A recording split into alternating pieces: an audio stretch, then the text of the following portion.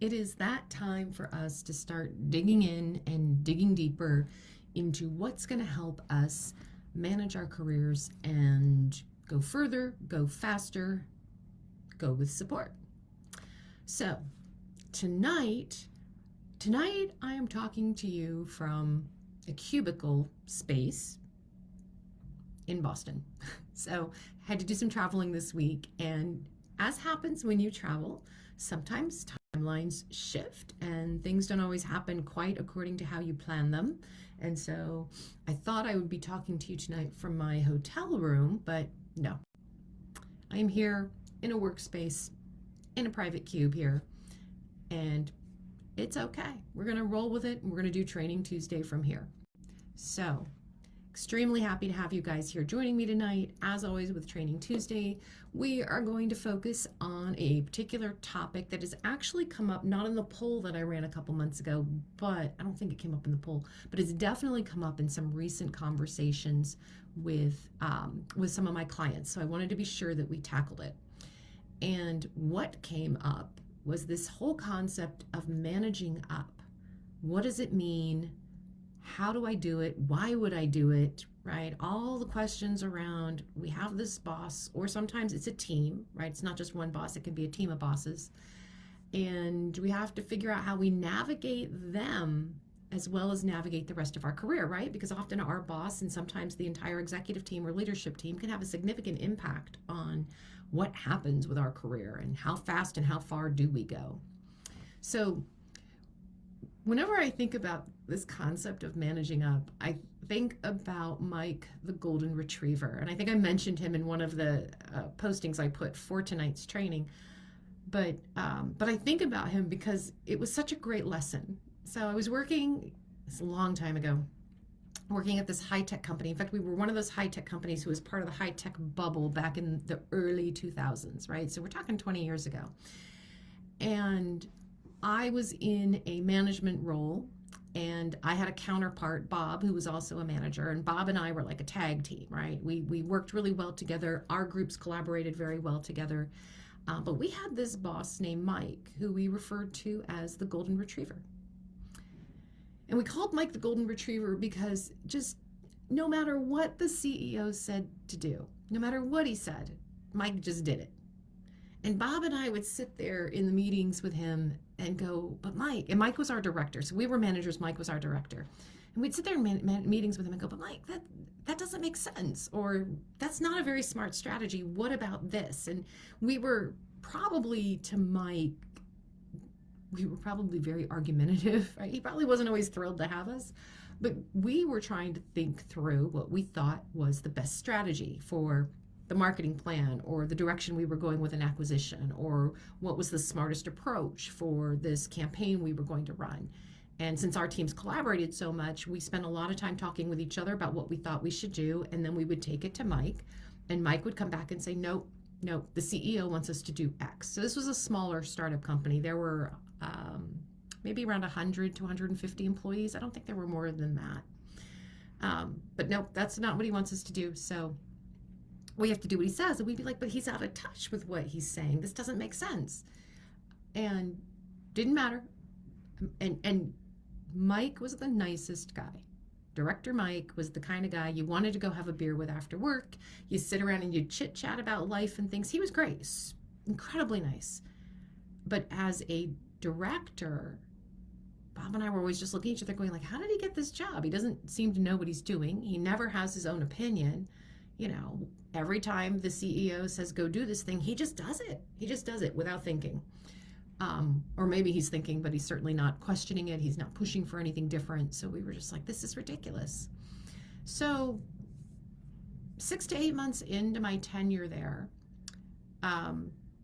Mike got promoted to vice president. And Bob and I were like, what? What's going on? We still reported to him, but he was promoted to vice president. So suddenly he was at this whole other level with the CEO and all the other executives and attending even more meetings and still coming back to us with the whole, do this thing, do these things. And we would just be staring at each other, go, this aligns to no point in our marketing plan. It was probably another 3 months after that, the company started rounds of layoffs. And if any of you have ever been in companies that do rounds of layoffs, and in the early 2000s, this is what happened, right? When the bubble was popping, companies were just crumbling. Um, I made it to round 3. So I was in the 3rd layoff wave. Bob was in the 4th. That's how that played out. Mike got promoted. Mike got to keep his job. We got laid off. And in the years after that, I was thinking, so was Mike really just a suck up? Or was Mike really good at managing up and just terrible at managing down? And I use him as an example, not because he was great at managing up, because I don't think he was. I mean, I think he did a good job in terms of preserving himself, but what he did, I wouldn't call managing up. The reason why I bring up Mike in that conversation is because that entire situation is what highlighted for me that there's more to management than running my team. Management wasn't about just the people under me, because the people under me were great and they were happy with what we were doing. And I felt like I was really developing as a manager and doing a great job. And that didn't matter. It didn't matter because I didn't manage up to Mike at all. I was going to say not effectively, but I actually didn't do it at all. I wasn't trying to manage up to Mike. I was trying to prove to Mike how smart I was by coming to him with these ideas. Meanwhile, Mike was managing up to the executive, right, to the CEO, by simply doing what he was asked to do. I'm not going to recommend that, by the way, as the best strategy, but we are going to talk about why that angle is successful and how you use that as a strategy, but not as your end-all be-all. For Mike, it was just the end-all be-all. At any rate, that was the first time I'd ever been laid off too. And that's always a shocker. If you've been through layoffs, that's even when you see it coming, because like I said, I was in wave 3, so we knew layoffs were coming. Even when you see it coming, it still feels like a personal defeat. Like somehow you failed. So getting over getting laid off is probably a whole other subject for a whole other training. So I'm going to pause there for a minute. I just wanted to share the whole Mike the Golden Retriever story with you, because I don't know if I put it in the post, but I definitely put it in an email out to you guys about tonight's training. And I'm going to pause and say hello, because I see Joyce is here and I see Jill is here, and I'm so happy to have you guys here tonight for Training Tuesday. For those of you who have been here before, welcome. And for those of you who are new, my name is Natalie Hahn. I am CEO of Dirty Girls Consulting. You are here for Training Tuesday, and tonight's topic is about managing up.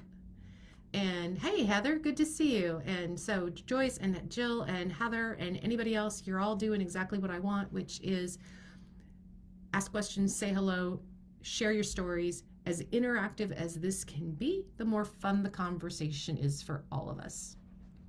So I'm curious, actually, for those of you who are, hey, Rose, good to see you. How many of you are in a situation where you are proactively managing up?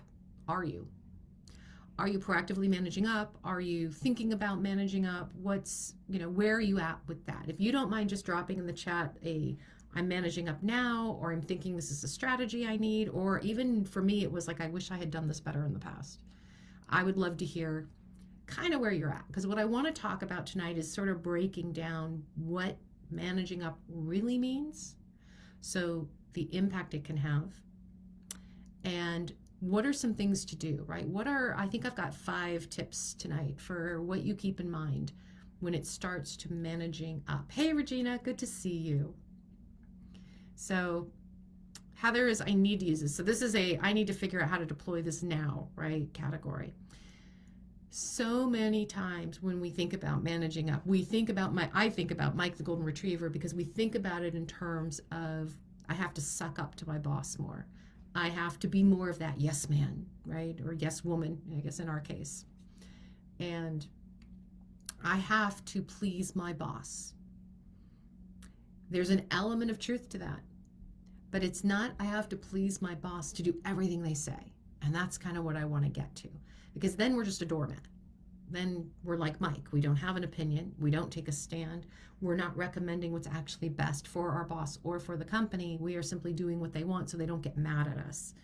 That's a defensive strategy, right? Being a yes man, being the doormat, always doing what your boss wants is not a leadership strategy. It's a defensive strategy. So what we're going to talk about tonight is how do we turn this into a leadership strategy? So first and foremost, I got 5 tips I'm going to walk through on this tonight. First and foremost is actually knowing what are your boss's priorities? What are the most important things that your boss is focused on? And the reason it's important to know this is because it may not be the same thing that you're focused on. Your boss has a set of goals or KPIs or metrics, whatever they call them in your company, right? Key performance indicators, whatever it is, that they are likely to be measured on. And that measurement determines whether they are considered successful in the company. Now, they extract from those KPIs all the tasks and things that have to happen on the team, and then they delegate to you. So it's very likely that the things that you're doing on a day-to-day basis have some impact on at least one of those goals or KPIs, at least one of them. It is important for you to know what is top of mind priority for your boss and what they're being measured on for success.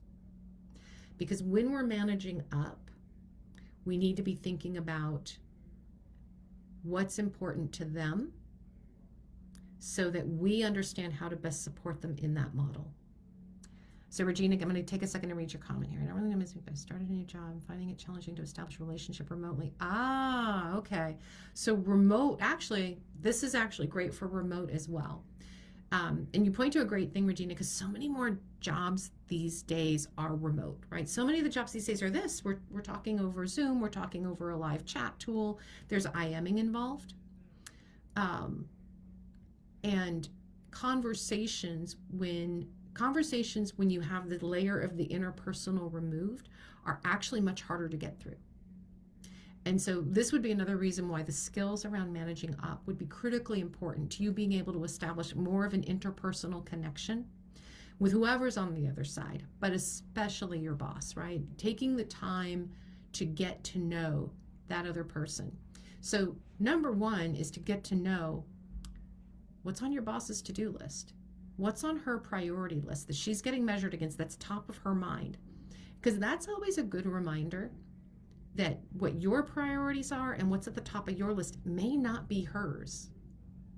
Doesn't mean that what you're doing isn't important. It means that she delegated that to you. She gave you that job to do so that she didn't have to think about it, so that she could focus on these other priorities that she has. So having the conversation with your boss where you're just asking them, I understand our team has KPIs. Do you have specific goals or KPIs that you'd like to hit? What do you think makes you successful in this company? What is it you think you're going to be measured on? But having a conversation where you're asking them questions about their role, about their goals, about how they see success, and then inverting that to how they see success for you. And that's the second step, right? So the first step is to get to know your boss and ask those questions. Your boss, your supervisor, whoever it is, even your team, if you're reporting to a leadership team, they should not be shy or concerned about sharing their goals with you, because what you're working on should be part of their ability to achieve their goals. So if you're getting resistance to answering, like, what are your goals? What are you being measured on? How does that fit into what I'm doing for you? Then your company has a larger problem maybe with transparency that you might need to think about. But first step, right? Talk to your boss and ask them openly. What are the goals? What are the objectives? How are you being measured? What do you see as being success for you? You want to understand their targets, their motivations, and their measurement of success. Then you're going to ask, so what's my priority in this? How do I help you achieve those targets? How does my job, my role as we've defined it, help you get to that place where you feel like you're successful? Something we sometimes forget is that we're hired to do a job to make our boss look successful and to make the company successful. That's literally what we're hired for. When somebody is looking at hiring members of a team, it's because those members of a team are filling a gap to get something done so that they're successful and the company's successful. So it would be great to understand exactly what do I do that's going to help you hit those goals. Tell me what success is for me that translates into success for you. So you're telling me these are my goals for my job. So if I sit down and talk to my boss and say, you gave me these 3 goals for my job. I have to launch 3 marketing campaigns. I have to start a blog, and I have to write a press release every month. You gave me those metrics for me to be successful in my role. If I do these 3 things, how does that help you be successful in your role? And they should be able to articulate that. They should be able to tell you, to be successful in my role when you do those things, this is how it translates over. This is what it means for our broader plan, our broader team. But you want to be able to tie together what it is you do that supports your boss and what it is she needs to do. So 1 is understand your boss's priorities. 2 is understand your own priorities and how they connect to hers. 3, tip 3, what's her work style? Him or her. I'm just going to use her because we're a women's leadership group. But what is your boss's work style? Some bosses are, they like to have regular meetings, regular touch points. They like to know what's going on. So ensuring that you schedule that one-on-one, ensuring that you do at least a weekly follow-up via email in addition to that one-on-one, right? Those kinds of things are important. You may have a boss who's way more hands-off and basically says to you, just contact me when you need me. It's good to know that's a boss who doesn't want to be overwhelmed. Doesn't mean that they don't need information. But what's their work style? Is this a boss who tends to delegate easily, or do they tend to hoard? Is this someone who shares information very transparently, or tends to play things close to the chest? Are they comfortable in groups, right? Think about their strengths as a leader and how do they operate, right? I've had some bosses who were amazing at networking and negotiating with people, and they were my best champions for getting things pushed through at executive levels, and they were terrible at executing anything tactical. They just couldn't do it. But I've had other bosses who were the exact opposite. Completely tactical, knew exactly how to run a campaign, knew exactly how to find, not only read the metrics, but find them. Like go into the programs, dig in and dig them. But define a broader business strategy for marketing, not a clue. So what are the strengths of your boss and how do you play to that, right? Understand their work style so that you can better understand how you communicate with them. What are the things that they're looking for? Some bosses of mine wanted strategy and information about how we were going to market. Other bosses wanted the data. How many leads? How many marketing qualified leads? How many opportunities? How much revenue did we bring in? And they could care less about the programs I was running. Others cared only about the programs and were like, as long as we're hitting our revenue number, the rest of it is fine. I don't care about the funnel. Don't share that level of detail with me. So understand their work style, because what you're going to have to figure out is how do you map your own work style to that? How do you map your own work style to meet theirs? So something I want you to think about is what are the kinds of questions you can ask your boss to understand their priorities, understand their goals, understand their work style, right? Draw up a list of questions. You can drop them in the chat too. I'll give you some as we're going along here and as we're talking, I'll give you some things to think about. But I'd love to hear the kinds of questions you think you can ask that will help you get to the understanding, because managing up is about understanding your boss. Actually, let me rephrase that. Managing up is about building a trusting relationship so that things get done. It's building the trusting relationship with your boss so that you're both achieving your goals. That's what managing up is. So it isn't kissing up to make sure the boss is always happy. It's developing a relationship with the boss so that you can jointly win. You can win at whatever the job is. All right, so 1, know your boss's priorities. 2, know your own priorities and how they connect to your boss. 3, understand your boss's work personality and work style. 4, communicate. Over communicate even. You want to share what you're doing, why it's important, the impact it has on the business. The importance in communication is tying the value of what you do to your boss's priorities and goals, to the answers in number one, which is what are your boss's priorities and goals, right? You want to communicate how what you're doing achieves the value that helps them be successful. Part of over communicating also is doing things like ensuring they're informed on project milestones, how you're moving forward on a project. Even for bosses who are light touch, who say things like, don't contact me unless you need me, I trust you to run things, they still need to know what's going on. What they mean is, I don't want to be bogged down or tied down to a 2-hour weekly meeting with you every week when really we just need 30 minutes. What they're saying is, I value my time and I value your time, so I'm not going to lock it in. But that doesn't mean they don't expect you to communicate with them, to share with them the milestones, the updates, and importantly, to flag for them early on when things start to go sideways. I didn't agree with a lot of things that my ex-husband used to say, but one of the things he said that was critically important was, bad news doesn't get better with age. Somebody else may have said that, so he may have taken that as a quote somewhere, but that always stuck with me.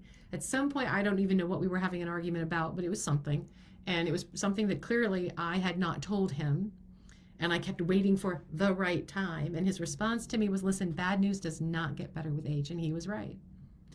Now, in a work situation, it definitely doesn't get better with age. So knowing how to escalate and when to escalate. Sometimes escalation is just flagging for your boss, hey, you don't need to do anything about this, but I just need to let you know we have this little bump here. We're gonna have to find a way to navigate that. Flagging it early gives your boss the opportunity to decide if she does need to step in and escalate. She may step back and go, ooh, that has a bigger impact than you think. Let's talk about that and then let's figure it out. Or she may go, good to know. Keep me posted. If what you're doing doesn't resolve it, then I'll step in. But escalating, kind of an early warning system, works wonders with developing that trusting relationship with your boss. And remember, managing up is building a trusting relationship. So giving them the clue when something's going to go off the rails is a far better way of protecting your job than hiding it and hoping that you can fix it without them ever noticing. Because most of the time when we try to hide something and fix it without them noticing, they notice anyway, whether we've been successful or not. They notice, they know. So, early warning system. When it comes to over communicating, communicate your value tied to your boss's goals. Give them the major milestones and updates that they need on any major projects you're working on. And early warning system for any potential issues. Give them the yellow flags. Fifth step, empathy. So this, Regina, talks a little bit to what you're speaking about, right? How do you develop that personal connection with your boss? Well, first of all, by asking all these questions that we've been talking about the priorities for them, the priorities for you and how they map, what their work style is. Asking that's going to help actually build the relationship because you're showing your boss that you're investing in figuring out how you guys are going to mesh together and be a stronger team. The other thing I want you to think about with empathy, though, is sometimes when we disagree with our boss or we're not getting to know them well or we're just feeling like we're not meshing or we're observing them and we're not necessarily agreeing or understanding what they're doing, it's very easy for us to say they're a bad boss or they're not so great at this or what are they doing? And this is where Bob and I were with Mike, the Golden Retriever. Like most of the time we're like, what the hell is he doing? we don't even know what he's doing. And so what we do is we fill in the blank. I don't know what he's doing, so I'm going to assume he's doing nothing and he's just being a Golden Retriever. I could be wrong on that, but I never asked Mike the questions to find out. Empathy with your boss means not just understanding kind of what their job is and what their priorities are. It really does mean understanding that they're juggling other things, more things, potentially higher pressure things that they're shielding you from. If your boss is a good manager or a good director or whatever their title, but if they're good at their job, good bosses shield their team from a lot of the stuff that they're dealing with. Because your job as a manager is to clear roadblocks for the rest of your team so that they can get the work done. Number one job of any manager is to clear the roadblocks to support the team, which means for a good manager, you're not seeing the negotiations. You're not seeing the politics. You're not seeing the maneuvers that have to happen. For them to be able to give you the budget or to give you the resources or to get the okay on the project. You might see some of it. You might be exposed to some of it. But with a really good manager, they're going to clear the way for you. They're going to make it seem as easy and fun, as seamless as possible. But their job is to clear the way. And this is why I want to remind you, their priorities, clearing the way for certain projects that map success, is different than yours, which is executing the projects that are going to bring that success. Having some empathy is also a really good way to decide, do you want that job? How many times do we watch our boss? I did this with Mike, the golden retriever. I watched him and went, I could do that better. I could do this job better. Bob could do this job better. We're smarter than Mike. We could totally do this job. At that stage in my career, was I ready to be a director or a VP? No. In hindsight, I can tell you that, but I know at the time, I was sure I could do it. I was sure I was ready. I was sure I was smarter than that. I had no empathy for the amount of politics that was happening at that company, for the amount of chaos that was happening. I knew it logically. I didn't understand what it meant to be involved in it. And with hindsight, I can say that because now that I've worked at higher levels and I've been involved in things, that company went through 6 acquisitions over 2 years. So if you've ever been in a company involved with acquisitions, oh my God, that's a lot of chaos. That's a lot to manage. 6 acquisitions over 24 months. Head of marketing at that director VP level, he was managing that. Bob and I were taking care of the day-to-day for a couple of product lines, but not all 6. Our jobs were much smaller, much clearer, much better defined.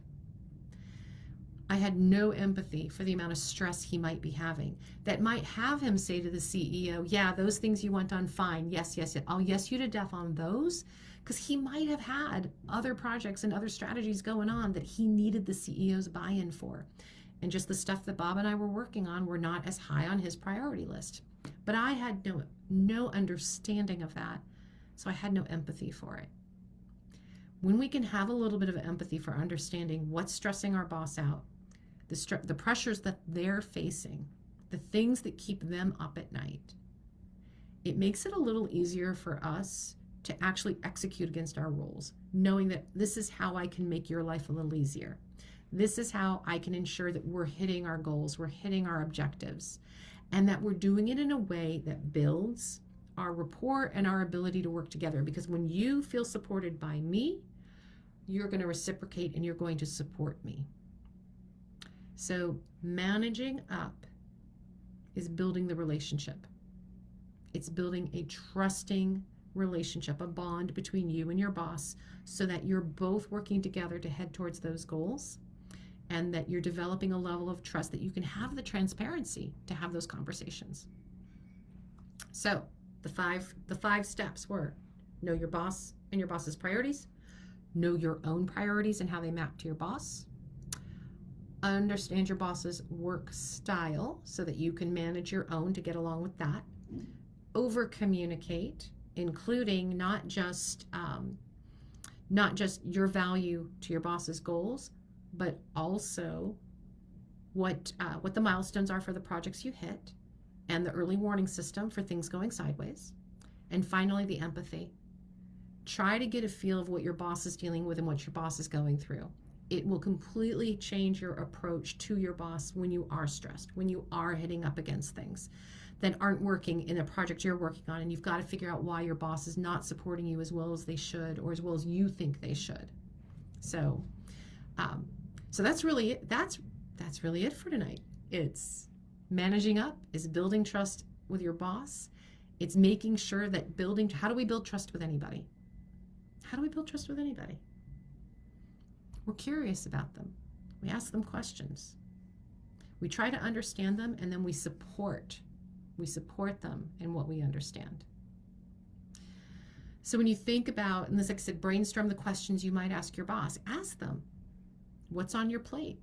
What do you need taken off your plate? Because maybe I can't do that thing you need taken off your plate, but maybe I can help you find a resource who can. How is your performance measured? Your KPIs, how are they measuring that? How can we help you beef up those numbers? Because here's the other thing, when your boss is successful, you are more successful. Just like your boss looks at you and goes, if you're successful, then I'm successful. It's a completely symbiotic relationship. We forget that. When sometimes with the boss, what do you call it? The employee supervisor relationship, it almost feels kind of adversarial, and it shouldn't, because it truly is symbiotic. We aren't successful without each other. I would ask your boss, how do you define success? What does that look like to you? How do you like to be communicated with? I had one boss who wanted all his updates over email. Every week, I just sent him an email of, here are the things we're doing, here's what's working, here's what's not. He got a report every week. I had another boss who was like, you can send me the emails, I'm never reading them. He was a phone guy. 10 minutes on the phone with the highlights of what was going on, and he was happy. So ask, how do you like to be communicated with? What's my best channel for getting your attention? What if I'm just reporting things? How would you like to receive that versus I'm escalating something? When do I escalate? I would ask them that. Do you want me to escalate right when I identify the problem? Do you want me to escalate after I've already attempted something? I would still tell them it's coming up and here's what I'm attempting, but it's good to know when they think they want to dive in. And it's good for you to know. My boss doesn't want to have anything to do with this until I've given at least 2 good attempts. But I'm going to let him know, hey, just flagging for you, attempt number 1's coming up. Hey, flagging for you, attempt number 2 is coming up. If this doesn't work, I'm going to need you.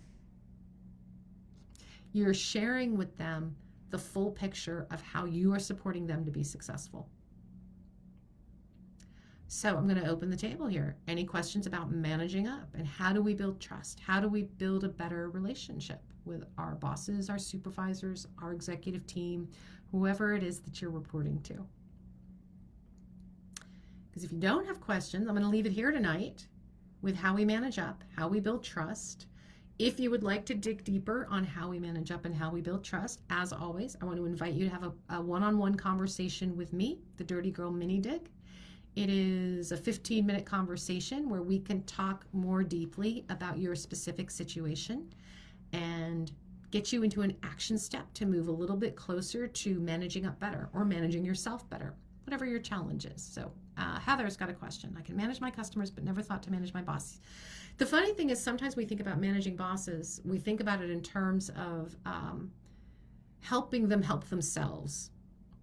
I've got to keep them on track. I've got to manage their schedule. I've got to let them know they have to know these things so they don't walk in the meeting blind. But we think about it almost more as we have to save them instead of we have to partner with them. So I think that's why with the managing up, we tend to shy away from that because it means our boss is high maintenance. And our boss isn't necessarily high maintenance. Could be. Some of us have high maintenance bosses, but sometimes the boss is just running a million miles an hour, just like you. Jackie, what if you have a boss, but their boss also impacts your work? Then you're managing 2 layers. And I would have the same conversations. If you have a direct line, to your boss's boss too, then I would almost have that same conversation with them. And I would be less focused on managing them, to be perfectly honest, because you have the buffer of your boss in between, but it would still be good to know what you can supply your boss with that helps them manage up better as well. Yeah, because the idea of managing multiple senior leaders, yeah, sometimes we have to do that. When you're on a senior management team, you may have one boss that you report to, right? When you're on a senior level management team, so you're a director or VP, you may report into one C-level, but it doesn't stop the other C-levels from talking to you directly. There's a little bit of flattening that happens at the top, just like there's flattening that happens at the bottom of the org chart. When that flattening happens at the top, you do have to manage up to your stakeholders. Like as a head of marketing, you have to manage up to the CFO. You don't report to him, but he holds your budget purse strings. You have to manage up to the COO. Again, you may not report to him, but he owns operations. And sometimes he or the CFO owns the technology stack that you work on. So it feels like work, but it really is just building a trusting relationship.